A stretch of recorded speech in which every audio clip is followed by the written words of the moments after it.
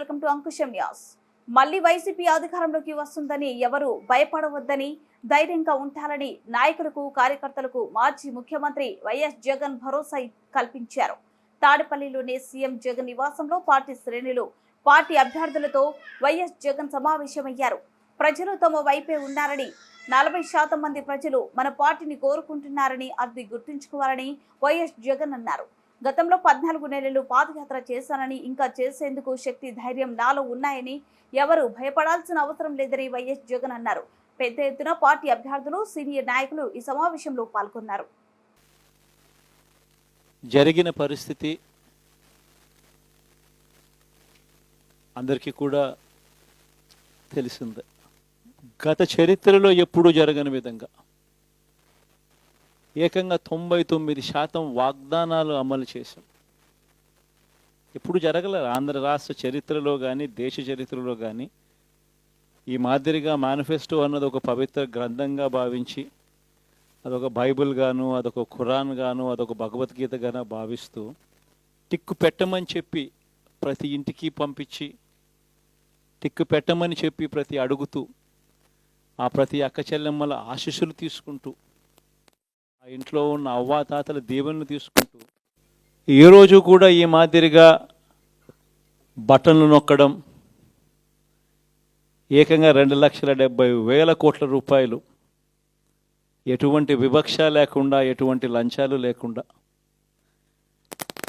ఏ నెలలో ఏమిస్తామో అని ముందే చెప్పి క్యాలెండర్ ప్రకటించి, ఆ నెలలో అది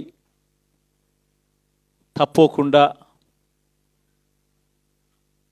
ప్రతి సంవత్సరం తూచా తప్పకుండా ప్రతి సంవత్సరం అది జరిగేట్టుగా చేస్తూ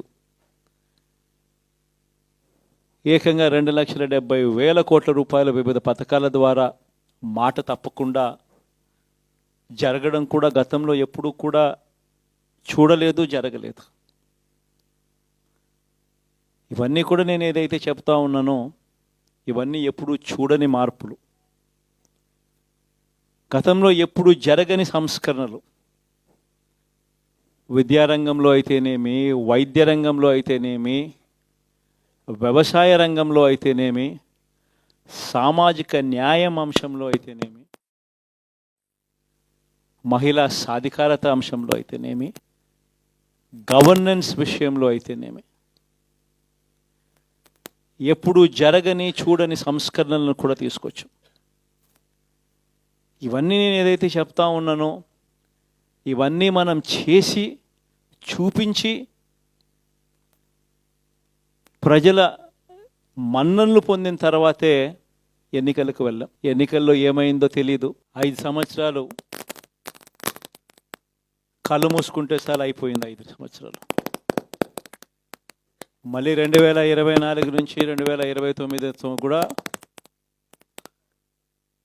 అదే మాదిరిగానే కళ్ళు మూసుకుంటే